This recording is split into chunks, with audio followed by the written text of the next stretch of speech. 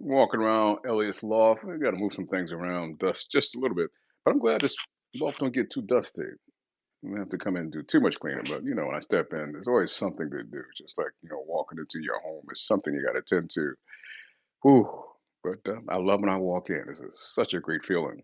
It's Mark Elliott, When Black Men Talk, and I was thinking about this before the episode started. There's kind of been different versions now of When Black Men Talk. From time to time, I get together with Mr. Maurice and Mr. Charles. That's like the home base, I guess I can call that. But then there's times when there are different little branches. One is basically up from the ashes. That's time where we basically take someone, have them speak of their life. We show how God has basically brought them from point A to point B and kept them covered with His grace and His mercy. And then there's the common ground. And the common ground is basically when a man and a woman basically speak about relationships and about the sexes, in a sense, trying to find a common place, a common foundation where men and women should basically meet and from that point grow and do better. And that's what this episode is going to basically feature around. Now, when I do common ground, we bring in the Dr. Marcy. I call her Lady Marcy. Welcome. How are you? I'm good. How are you? Oh, always good. Always good. You was talking before and you were saying you're a senior. And I'm like, you're not even close, but I'm basically there. I'm basically, and I don't even think about it, but in reality, I am a senior citizen. I don't even go for the discounts yet. When I go places, I don't even try. I've been running away from ARP. I just, but 62 I am. So when you said it, it was like, whoa, I kind of had to tap my head a little bit, but I'm just happy to be here. Great, happy to be here at 62, whatever the case may be. If I'm a senior citizen, damn, I'll wear it well. But I would say this: don't claim that name no day sooner than you need to. That's my thought about how you feel. Like I was telling you, I just found it really offensive that they're building senior housing and senior apartments and it's 55 and up. Hmm. I felt sort of, I don't know if I was exposed or attacked, but I felt some type of way about it. Hmm. Hmm. Now, you some type of way, a good way or a bad way? No, I was offended. Hmm. Okay, I can understand that. I think a lot of times too, they're kind of for the most part looking to pull people in before age of 62, get them into a situation where they can kind of live and kind of be cared for. And some people go for it. For the most part, they like that part to where they. I know a guy I was speaking with at work years ago. Him and his wife was approaching 58 around there.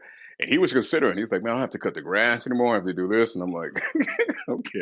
If you look at it that way, I guess it has some, luxuries to it. But nah, I rather cut my grass as long as I can cut it for the most part.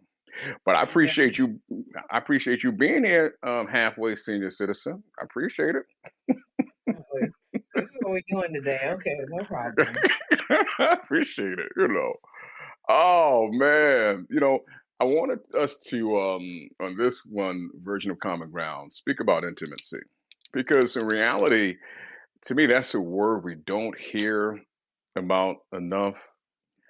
And for the most part, I think intimacy, when it's brought up, it's kind of looking in the sense of a thought of intercourse.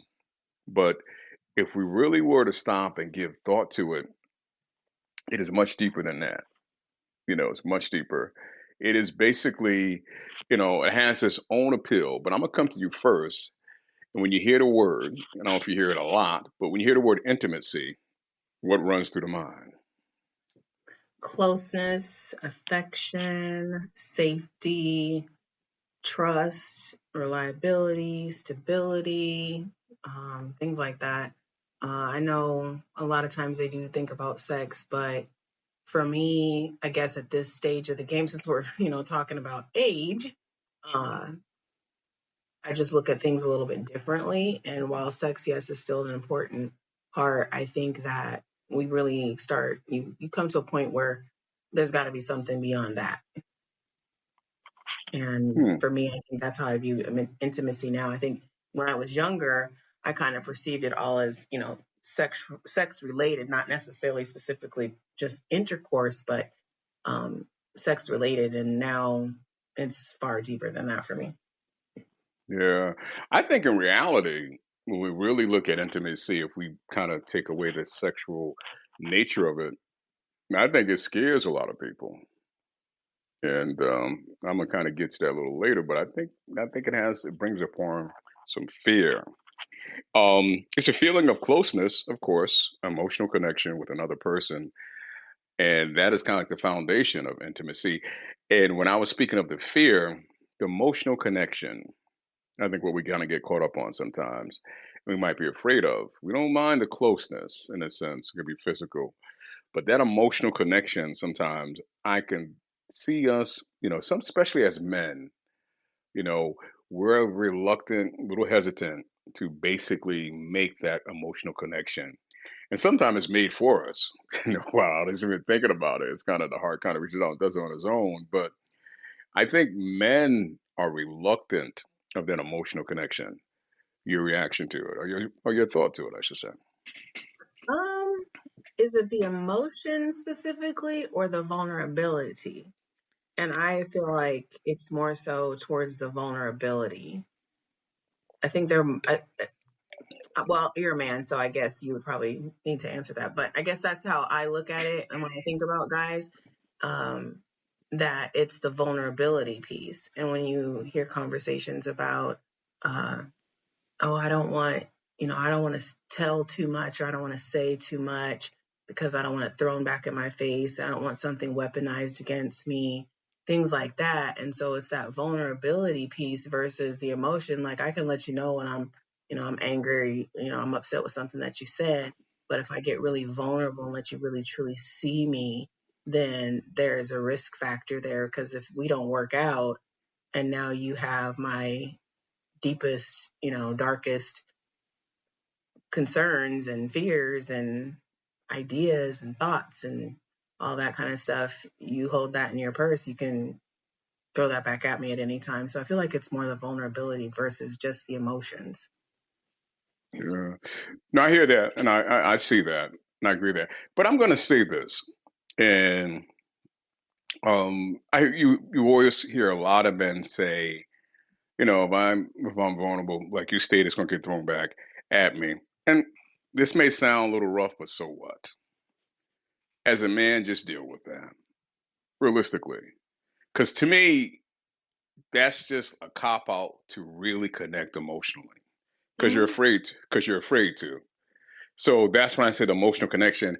And realistically, you're right about it being vulnerable, but that's like a pillow to lay on to say I'm not going to be emotional. And I'm gonna use that because I'm afraid if I do X, Y, Z, in reality, you got to take the fear out of the way. And that's what men are good at basically kind of using to cover up in the sense because even if you open yourself up, it don't work out and you say some things, they are what they are. Who we are for the most part. We should be strong enough to withstand that and move forward without thinking, well, this is going to come back and one day I might run for, politics and come back and haunt me. It's not to that extent, realistically. But I think we pitter patter with that as men because we don't want to make that emotional connection. We're scared to because in reality, we're not used to. So it's uncomfortable. So we'll find little excuses, little excuses that we kind of make big excuses, but we fight that emotional connection. And we love the physical, don't get me wrong, but we fight the emotional connection. And part of it is too, men, we may not be looked upon as this, but men are afraid of having their heart broken. Mm-hmm. Now they'll break, someone else's, but in reality, they're afraid. They act like if they got their heart broken one time, that should serve for the rest of their life. And getting your heart broken is a part of life, like trials and tribulations is part of life. But when I hear a lot of us talk, and I say us, meaning of men, we act like, well, I've done that before. I got that. I'm not, there's no way you could live a life. And to me, it's sheltered. If you spend all that time, I'm not saying expose your heart to be just to put it up there to be a pinata, but if you run around with this safeguard, with a Brinks truck always in front of your heart, how can you make that emotional connection? In reality, you can't. You're basically stopping it before you get a chance to even walk through the door. So again, physical touch, is a surprising that we just kind of get stuck there because we're afraid to move beyond that in a sense. We're afraid to be Mm. vulnerable and basically and to open up and basically share. I mean, I'll go back to anything I've shared with somebody in the past in relationships I have. I don't give a damn what they do with that information because if I trust you enough and my heart is to you, I supposed to be open. So when we're no longer together, I'm not sitting around wondering who they might be telling because it doesn't matter. I know who I am. So to me, for it to be authentic, for the closeness, we got to open up and push past our fears because that's one word that we're not using to me when it comes down to the emotional connection. Excuse me, not really speaking on. We're scared. We can throw vulnerability out there all the time, but let's put that word to the side. And let's just say it what I believe it is. We're scared. We're afraid. But how are you supposed to really feel that intimacy if you don't walk past the fear? Yeah. Um, I think that it's the tables get really, really lopsided sometimes. And, there's lots of memes and stuff that goes around frequently. I saw one not too long ago, even where I don't know, the girl in the skit said something about um yeah, this guy, sent me a DM and he says, well, what did you say back? And she says something, what she said back. Well, why did you respond? But then he's got, 15 different women in his DM and he's cheated 3 times and so forth and the third. And so at the skit, he's just like basically putting her out of the house because she did, this one little thing. Meanwhile, he's been over here with all these other transgressions. And so sometimes I think that people know what they've done in the dark. And is it fear of somebody pulling a you on you more so than it is fear of being exposed? And when I was talking about the vulnerability piece, I was speaking probably more so of using it against you within the confines of the existing relationship, not so much what you say when somebody leaves, but so I think there's a few things that play into it. And I also, my personal belief is that for women, we've kind of gotten used to getting hurt. And so our bounce back is a little bit more agile than it is for men. Because you're right, men put up this front and this facade that, I'm impenetrable and it didn't bother me or it didn't hurt. I'm just going to move on or whatever. But it does. It sinks in, and then that's where we start building new fear-based relationships, and you take the fear from the last one into the next relationship. Or, like you said, then you just choose to opt out of intimacy other than sex. Yeah, it becomes an easy choice. It really does because again, you're afraid of really being hurt. You want to, hurt. It doesn't feel good. You don't want to experience that anymore. And to me, I always looked at hurt is basically learn from it. How was this able to happen, and understand and learn from it. I'm not going to say it's going to make you feel better right away, but you can't grow from it in a sense. But something you said, I want to, it made me kind of chuckle a little bit. You said they have a fear of, she's doing something that he's doing or doing something to him that he's. I can't remember exactly how you said it, but I thought it was kind of. I thought of immediately when you said that the song of "Who's Making Love to My Old Lady While I'm Out There Making Love," that Mm, old R&B song. And just using the example you gave of the guy, it's a perfect example. He's out here doing his thing, but he's more fearful of it being done to him, mm-hmm. and not even he got to cut that off at any length where it can't be done. But it's not thinking of the hurt that he will be delivering. Right. And yeah, don't give consideration or common thought to that because for the most part, as long as you're delivering it, it's fine. And that again is to me, if you're out there doing that and it gets done to you, what's up? I mean, realistically, I mean, doesn't it, what kind of goes around, comes around, goes around in a sense. So all sometimes, if you're living that life, your number can get drawn. It's not like it, cannot happen. I can understand that more if you're not living that life and it comes around that way. But if that's the music that you're dancing to, why be on guard that much? But that's what you find more often than not. People that are living that way, they tend to be more jealous, more insecure, and Mm-hmm. more protective because they don't want to feel what they feel they might give out, which is kind of a flip side. And I kind of saw that when I was younger, um, with a relative of mine, an uncle, and he was basically, living his life. Was married at the time, living his life outside of his wife, but he kept her like in a steel cage for nobody to see her, get mad if she's. I'm like, when I was a young child, I'm looking at it going like, how does that make sense? I mean, realistically, you're living doing, I, Mm-hmm. and but yet you're to keep her and for no one to see. But that was all fear based driven. I know what I'm doing. I'm sorry. No, I was just agreeing. I was just saying, absolutely, that it is. Like I say, you know what you did in the dark. Somebody gonna pull a you on you. That's the last thing you want. And but you know what you've done, and you know what you deserve to have done to you. More importantly, and I think that's where that really starts bubbling up to the surface because you really know if they truly do pull a you on you, you're not built like that. You're not ready for that. You don't wanna go through that pain. Hmm. Yeah. Let's look at it this way. We're trying to kind of move in a way to where because there's certain parts of intimacy to me that involve certain things, and I think sometimes we get a little stuck there too because intimacy should involve clear communication, and when communication is clear and there's nothing kind of gets in the way of it, that itself allows an emotional connection and a closeness that just comes naturally.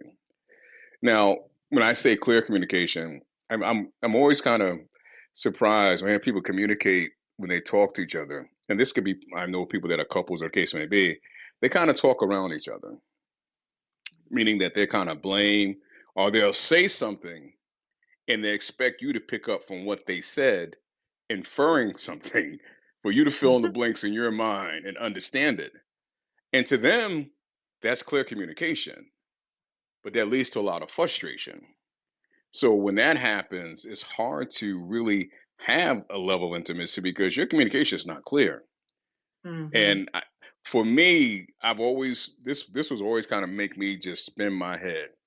Don't say to me if I say something, well, I thought you said no, no, no. If you're not clear on what I said, ask me to say it again.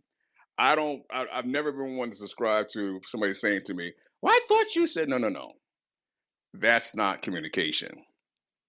Communication is not thinking what you think somebody said. Communication is actively listening, clear communication, actively listening and understanding.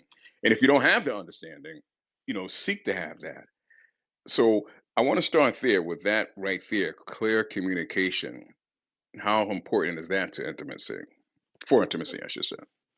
Well, I think it's extremely important because that's the only way that you can know the person. But I want to go back to something that you said, where don't ask me or tell me that that's what you think I said. And we have to remember that we've talked about this on previous shows about, learning how to qualify and disqualify people early on. And I think that we skip some steps and we don't have some of those critical conversations that allow us to really get to know our partner beforehand.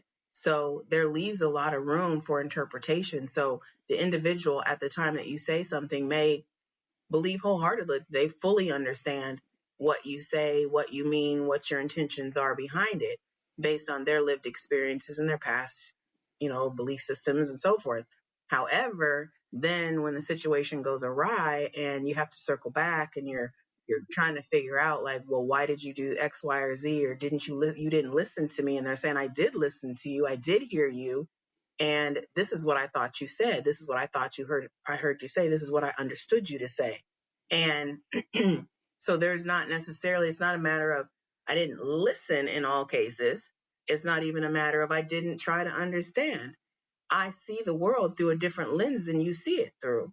So if I'm not familiar with the lens that you view life, love, and relationships through, then there's a very strong chance that I'm going to misinterpret something that you say, and I'm going to assume that I understand it clearly. However, because we don't see through the same lens, then I'm not going to view it the same way that you view it. I'm not going to understand what you meant because you're basing it off of your lived experiences, which is very different than mine.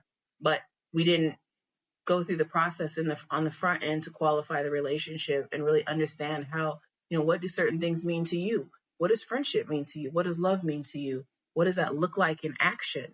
Because if we don't know what those things look like in action, then we're upset that something didn't happen, but that was maybe not ever on that person's plate to begin with. That was never on their radar to do. But if it's something that was important to you, then you have to make that clear. And we're skipping all those steps in the beginning of relationships. You are dead on with that one, Doc. You're dead on. You really are. It's funny because to me, I'm listening to you. My quick thought is if you're saying to me, I thought you said X, Y, Z, I interpret that to be your thought is what you want me to, what you thought I should have said. And I get what you're saying. And I'm with that 1,000%. But I think what happens for me and a lot of other people, when we hear that, we're quick to assume this Mm-hmm. person really wasn't paying attention. So what they did is they transcribe it in their mind to what they believe should happen, not what the conversation happened. And I swear, man, and things pop in my head and they do. I just roll with it. But I remember when I was married, this is one of the things that would, oh my goodness, man, would get me, all the time. We could sit, discuss something, how we're going to do things and how we're going to approach things and how things are going to and come up with an agreement which we when we walked away the agreement was basically established and I would see after a short period of time whatever we talked about and agreed upon was not being executed at Mm-hmm. all. It was being done totally different. Mm-hmm. So in my head and in my conversation was I thought we agreed upon XYZ and GFI is being done. So it's like, what the F is going on here? Because, and for me, I feel like if the time is taken out, if the time was given, it was taken out basically to have a clear communication. To me, I would think at that point that eliminate the chance of those things happening. But, hearing what you're saying and putting that in proper perspective, it makes sense because they're listening and interpreting on a totally different front. Especially when you're thinking conflict resolution. So we've gotten into a disagreement about something. We're a couple. Overall, our relationship is good. It's positive. We feel we connect. We communicate well. We're able to talk through things. But then something invariably happens, and now we find ourselves at opposite ends of the spectrum on something, and we have to remember that people filter disagreements through their trauma. So I'm at some point, and this happens oftentimes, at some point, I'm no longer even arguing with Mark. I'm Beautiful. arguing with past experiences. I'm Beautiful. arguing with what somebody else has said to me and how I interpreted that, and then how that affected my life going forward. So now I'm no longer trying to defend or explain or you know uh, resolve a situation. I'm trying to protect myself, and so now I go into a different mode of defense and deflection, and really trying to, now I just want to swing you to my side. I'm not now.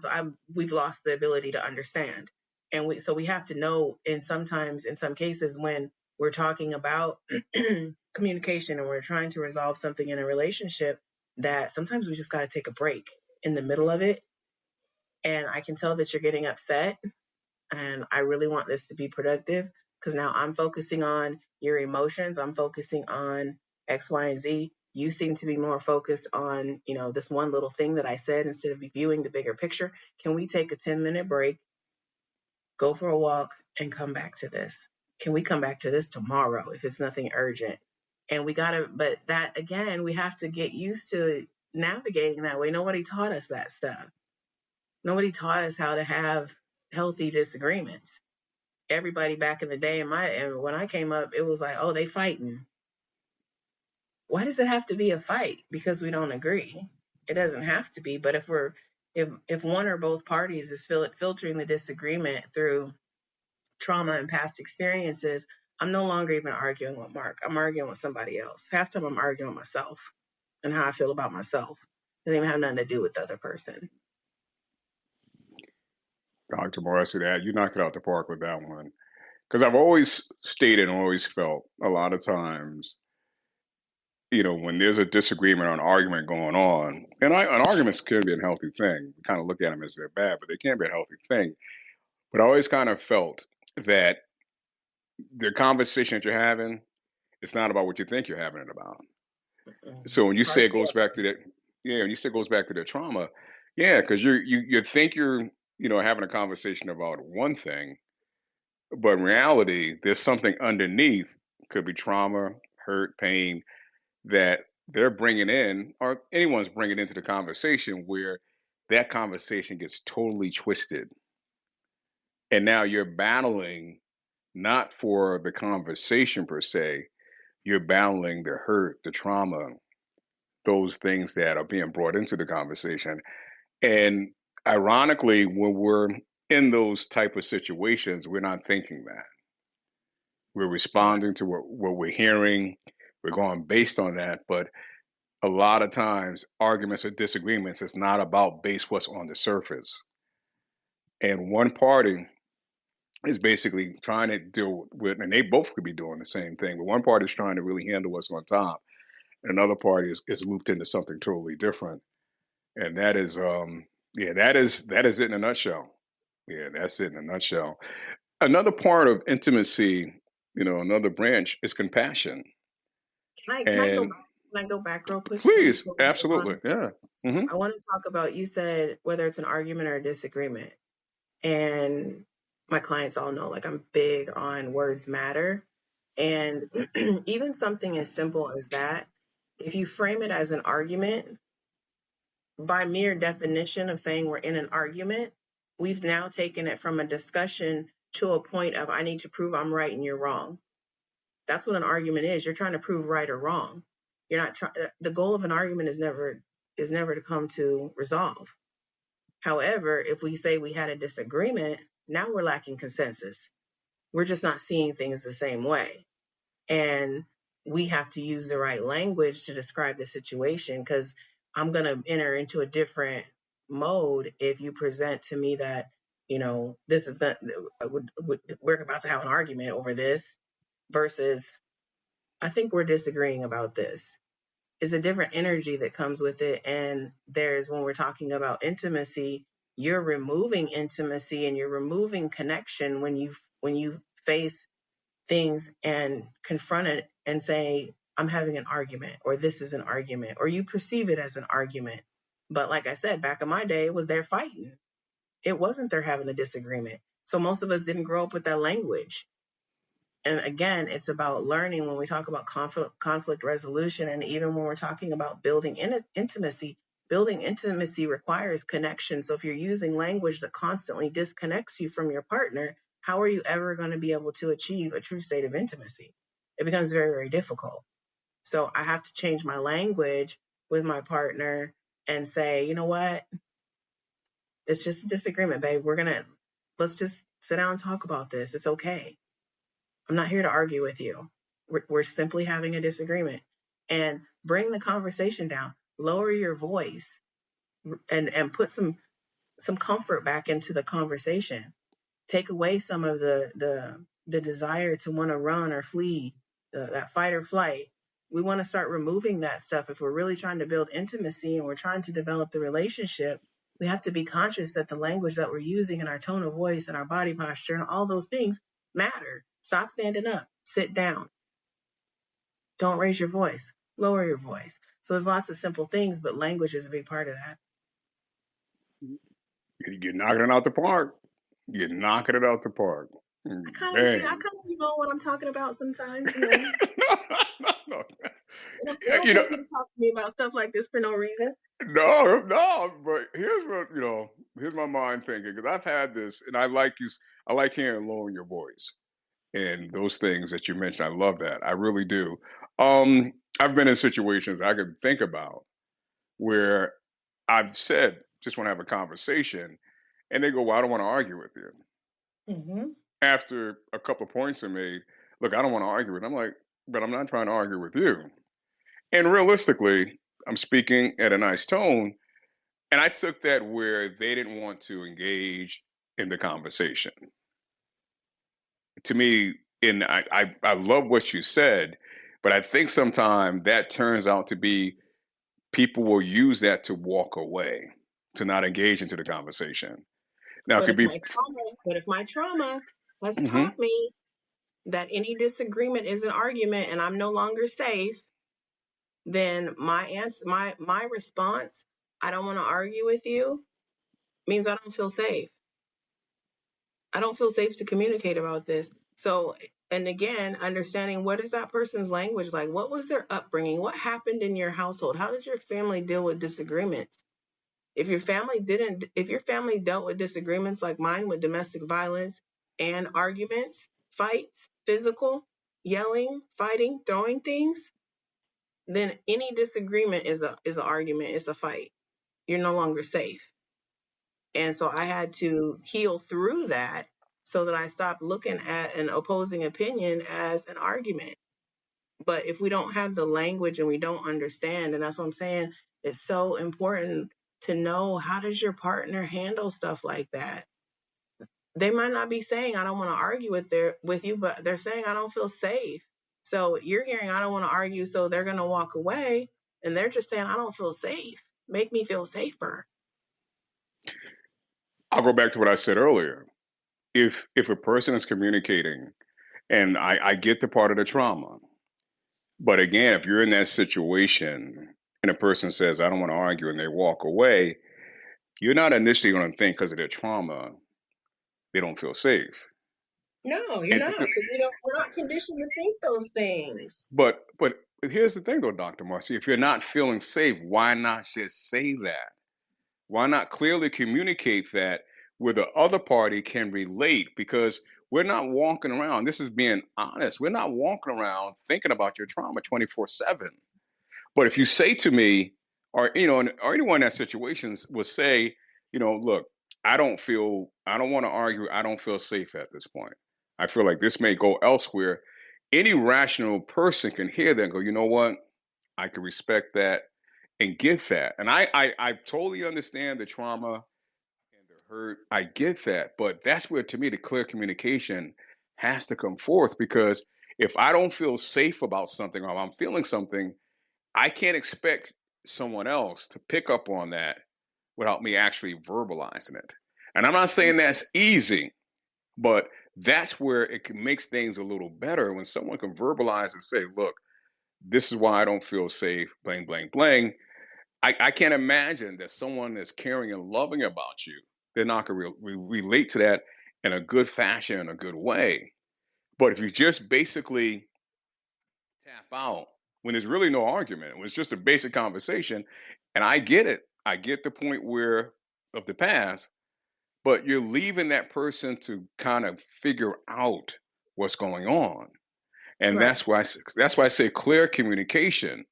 And you're right, when you understand someone's upbringing and what they dealt with, it does make it easier. But that's the part about, again, about the emotional connection, because a lot of times we're talking about men, but a lot of times women don't want to let men know about that. Right. They don't open up and share. They're responding to it, they're living it with you. When you're together, you're getting all of that from them, but they're not open up and saying, this would happen to me, this blah blah blah, where we could start to get a clearer picture and a clearer understanding. So when we don't have that, we're left to go on the words. We're left to go on the reaction of the words and what takes place. So there again, when you basically shut down, we're like, they're not interested. So it's more so, again, the more information and communication that could be had would help build the intimacy. And that's one of those 100%. situations. Hmm No, I was gonna say 100%. And that's why I'm saying though that the conversations start early on in the relationship, and they have to be those deep conversations about that. You should know, as my partner, how I handle conflict. How do I handle disagreements? Yeah, let me give you an example.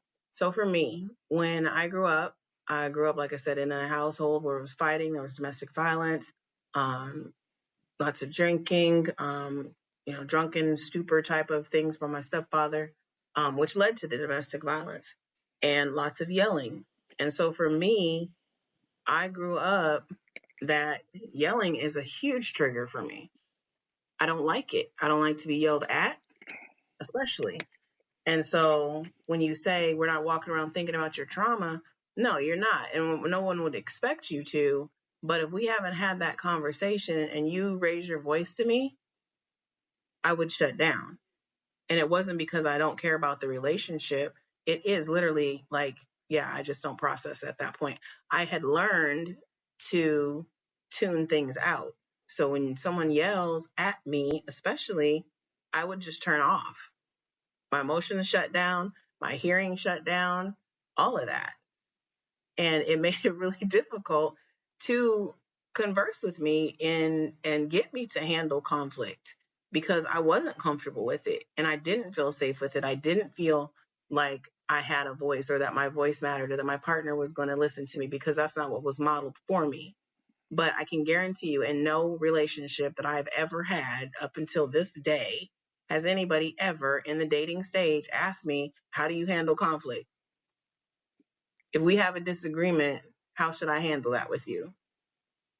Because this is what, you know what I mean? And we have to start talking about some of those basic needs. Or worst case scenario, maybe it doesn't come up in the beginning, but the first time we have a disagreement, if I react in a way that kind of is off-putting to my partner, then I would expect my partner to open up the dialogue about that. Okay, we can deal with the issue later, but your reaction, why are you just staring at me like that? Because that was literally what I would do. Just stop talking and I will just stare. And it's so in me that even as trained as I am and educated, I teach classes and I write books about this stuff, my go-to is still that.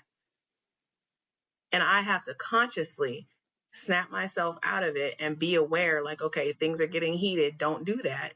And I have to talk myself off that ledge because that will be my go-to because I, quote, quote, I'm not going to argue with you. I will not. Well, my So question, that's what I'm saying. Like, I'm not expecting anybody to, track somebody's trauma, but it goes all the way back to what you said at the very beginning in the first 20 seconds, communication. yeah. Now, I want to ask because you said, let's just, this might apply to something happening in the past. Let's say you met someone initially in your past and you two started talking and they raised their voice. You said you froze up.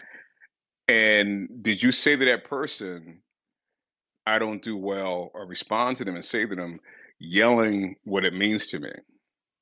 Did you explain that to them? In some cases, yes, and in some cases, no. So Okay.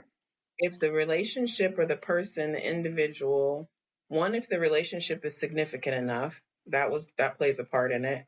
And then two, if I feel safe enough saying that. Otherwise, no, I wouldn't say anything. And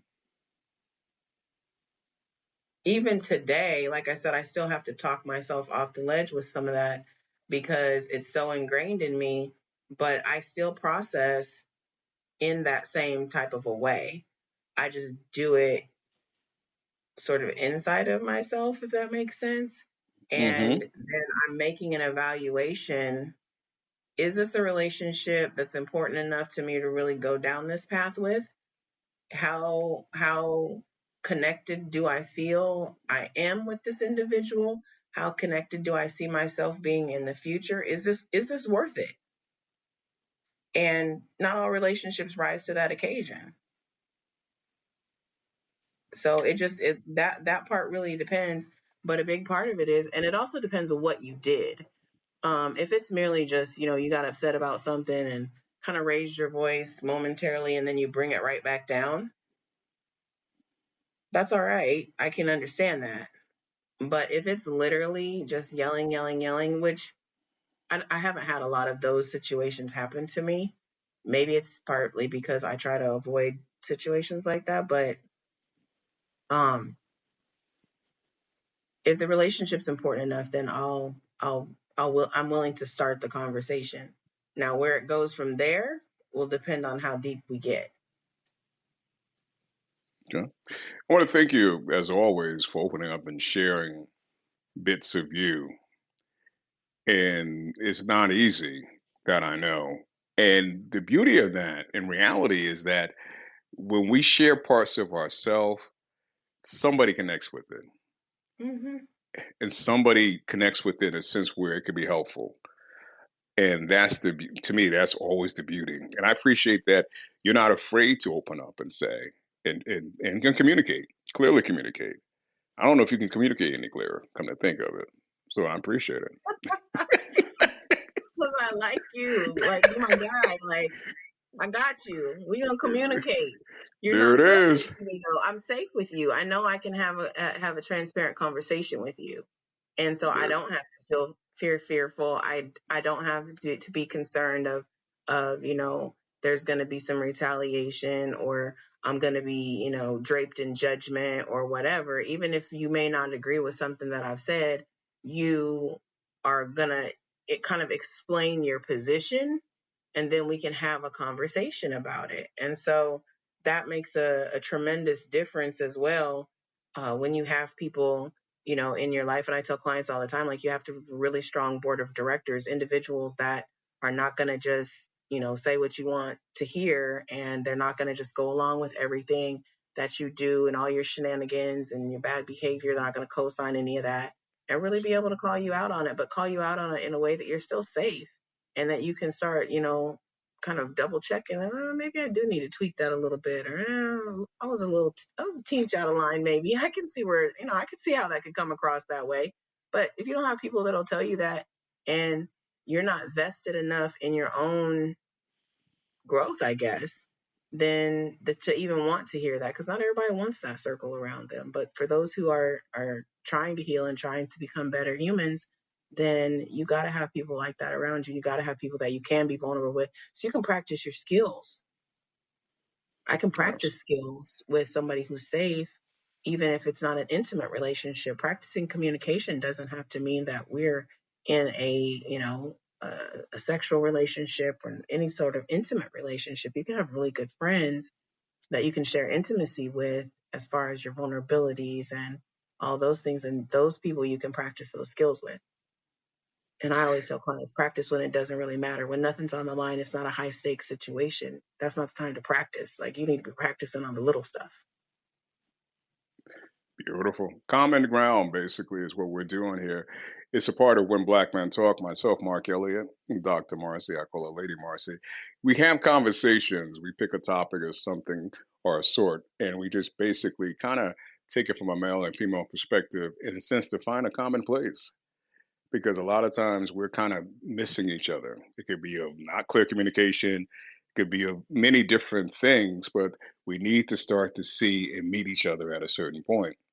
I was thinking too about some branches around intimacy, and there's two other things that I wanted to kind of drop in. And I want to phrase it this way, though, because I think one might be a little bigger than the other. They're both are needed, but one might be a little heavier than the other. Compassion and forgiveness. Mm. If you put them on a seesaw, you put compassion on one side, you put forgiveness on the other side. Which one's going to go down to the sand? You saying which one's heavier?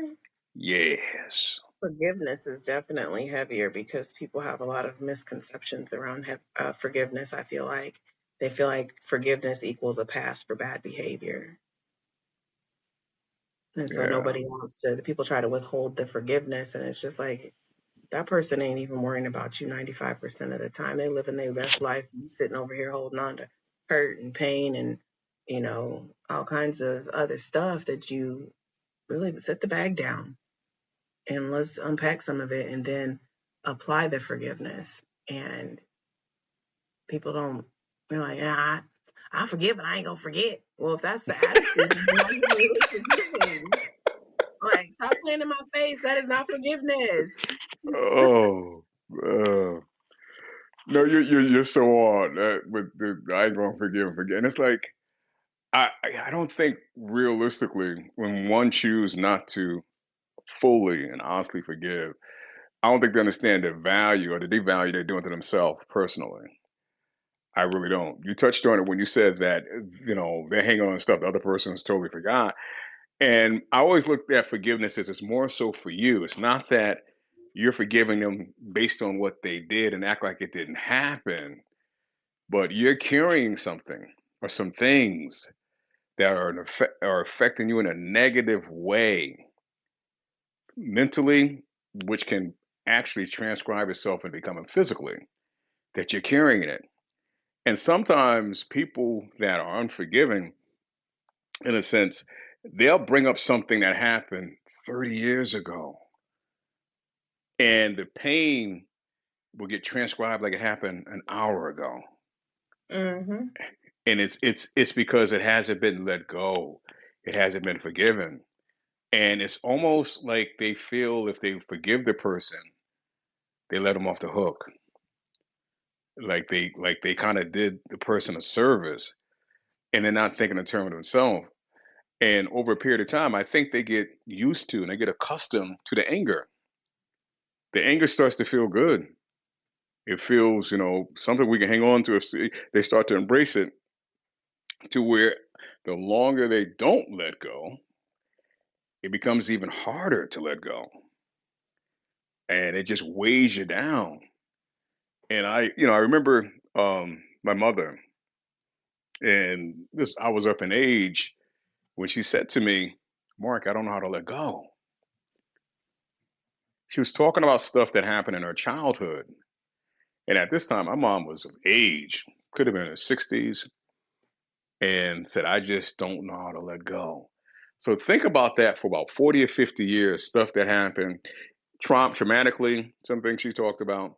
But one thing that I will speak on, I remember her saying, my mother got pulled out of school at a young age to work in the family farm. And she wanted to stay in school, but my grandfather wanted her to come out. Now, that for her was traumatic. Some others it may not be. But she carried that, even though she loved and cared for her father, she carried that throughout her years and didn't let that go, among Mm-hmm. other things. She carried that because she wanted to go to school and do something totally different and be something different. And she resented the fact that she had to, she was the oldest of her brothers and sisters. So imagine a mother saying that to her child, her son, and her son basically walking her through forgiveness. Talking about the tables being turned. Mm-hmm. Yeah, the tables, and that's the thing is because, and sometimes you hear people say, "Oh, I forget." Your actions speak more than your words, Right. and yeah, so the forgiveness, yeah, if you put them on a seesaw, especially when it comes to intimacy, and I bring it back to a form of a conversation, relationship with a man and a woman, we're going to do some things that we are going to need forgiveness for. We're living a life. We're going to do no matter what it may be. I'm not necessarily thinking that it has to be a huge thing, but there's some things that's going to happen within a relationship that you may have to forgive that person for. And what we tend to do is not only not forgive, we tend to hold it over their heads and act like because I have this on you, you need to do X, Y, and Z. And that's a whole totally different realm. So then again, if you're doing that, what happens to the intimacy? True intimacy. It suffers. It just suffers. It has no breathing, it has no air. It can't grow. So when we go back to the three branches, clear communication, compassion, and forgiveness, if those aren't basically strong elements, how could intimacy flourish? Your response. I think you're absolutely right. And, sometimes we also think that it's just the person, we've talked about this before, that we look at relationships like we're just in relationship with this person, this one individual, this one human, but we're actually in relation with, and I say in relation with, so you might not be in a relationship with, but you're in relation with every experience that individual's had. And so all those other relationships that they've been in and those life experiences that they've had and how things were handled, that's going to come into this situation. And when we talk about forgiveness, we have to remember that forgiveness is a conscious choice. It's a conscious choice. It's not something where you're just going to, people say, I'm just going to pray about it. Well, you can pray about it, but you still have to consciously decide that you're going to let it go. You're going to release yourself from it. So whether that's resentment, whether it's, bitterness, it's whether it's the he said, she said from 20 years ago, you're carrying that with you. Meanwhile, that other person is living free and you're in bondage. Why do you sign up for that is the question. And then when we talk about with our partner and how we build intimacy, if my bag that I'm carrying into my relationship with you is full of unforgiveness and bitterness and hurt and anger and pain and all these other things from that I've accumulated over the years, where's the room for you? There isn't any, or very little. And then if you find a little bit of space, every time something comes up, I'm pulling something out of that bag and I'm responding to you as if you're the person who put it in my sack to begin with. And so again, I'm no longer even arguing with you. I'm arguing with somebody from 15 years ago. I'm arguing with some old outdated belief systems that I have about myself. I'm arguing about, how my mama used to talk to me. And you said one word, my mama used to say that same word, and now I'm mad at you. What? It's a conscious choice. Forgiveness is a conscious choice. And it's probably one of the hardest things to do because we want to hold someone accountable. Well, you holding on to bitterness does not make that person accountable. You can't make someone else accountable. Not possible. So you Wow. make a conscious choice to let it go, to release it. Release yourself. And that's what I like. That's why I like the word release. Like I'm releasing myself from it. What the other person does, I have no control over. But I'm going to release myself from that attachment because as long as I'm carrying whatever they did to me in my pack, I'm attached to that person.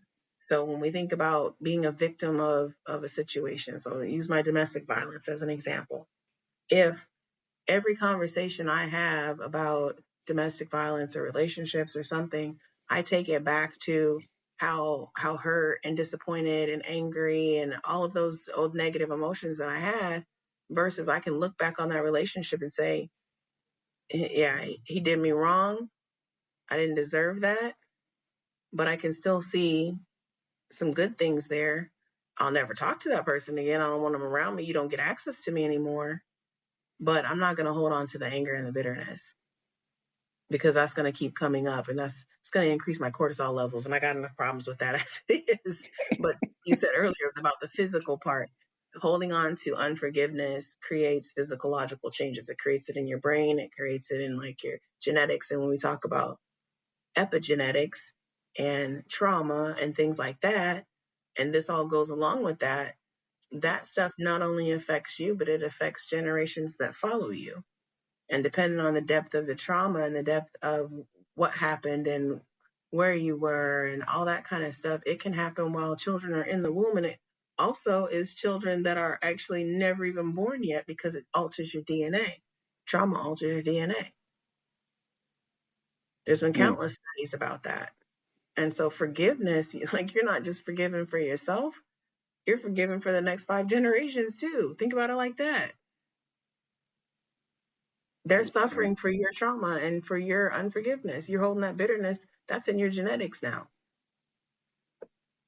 Yeah. It's a sense of freedom. It really is. And a lot of times, forgiveness will have you angry when there's nothing to be angry about. And you can't even probably trace it back to the point that you haven't forgiven some people of certain things. but you find yourself tense and angry when ain't nothing to be mad about. It really is nothing, but Mm-hmm. that's stored up inside of you, and that's another way it really plays itself out. So you can tell me all day, I forgave, I forgave, I forgave, but the way you're handling certain things and the way you're viewing certain things in life speaks to your unforgiveness. It speaks to it. And it's something, just like you said, it's a choice that is really put upon us to forgive. It really is. And we can get real deeper than that, but for the most part, that's what it comes down to. Either you make a choice to or a choice not to. And if you're making a choice not to, you have your reasons why you're choosing not to. And I'm sure anger and hurt are a big part of those reasons. But that can all be dissolved. It can walk away from you. It really can. I, Mm-hmm. Lady Marcy, I'm gonna tell you, I I appreciate you doing what you do. It may sound real simple to say, but I'm serious. It's this conversation, our conversations. I mean, realistically, they're so wide open, so deep to where it's like, man. I mean, myself, I sit back and I listen. I'm going, really? Because a lot of times, again, when men and women talk, we're talking and we're missing each other. We're Mm-hmm. not basically kind of landing on the same plane because a lot of times when we're speaking, you said it earlier when we were talking about arguments, a lot of times we want to win. What are you trying to win? Right. Yeah, we want to win and feel like, you want to walk away and feel like you underdone, overdone, outdone the other person. What is that? What value is in that? I mean, Right. what is truly gained by that? And we seek that more often than we seek to basically kind of just get along and have and gain from each other. That seemed like it's more of the goal to where, I've heard people say numerous times, I fussed them out. I did, and you gain what by that? You felt good for a period of time. You can tell Right. other people, yeah. I mean, what is the end game in that? You know, but then again, yeah, that's kind of how you're raised to an extent. But as we put the lid on this, I'm gonna give you the last word, and we're gonna get out of here. Basically, intimacy. Your thoughts? Connectivity. Stay connected. Be a good human. I think if everybody just kind of approached situations and relationships like, what do I need to do in this situation to just be a good human? Kindness is free. Just be nice. One of my favorite shows is Roadhouse, and Patrick Swayze's in it, and he talks. He's a bouncer, and he's in this really rough bar, and they're trying to get the bouncers and kind of re-up the bar, put a new face on it, and all this kind of stuff. And so he's called in to train the bouncers, and he tells them, "You can do anything you want, you can say anything you want, but be nice. Just be nice." And I think sometimes in relationships, we get a little bit too comfortable and our niceness goes out. We talk to people who are in our lives for the long haul worse than we would somebody who's on the street. And because we feel like, oh, it's safe for me to lash out here. I can't lash out there because I'm going to probably go to jail. But if I act crazy here, this person's going to stay and they're going to take it because they love me. But how unfair is that?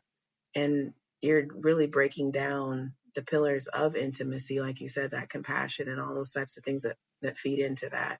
And so if you really want intimacy and you want connection, it starts with, like you said at the beginning, communication, and just be nice, be a good human.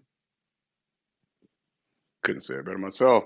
Ladies and gentlemen, well, thank you for giving us an ear, wherever you give us an ear, what platform. We thank those platforms that allow you to give us an ear. We get together and do it again real soon.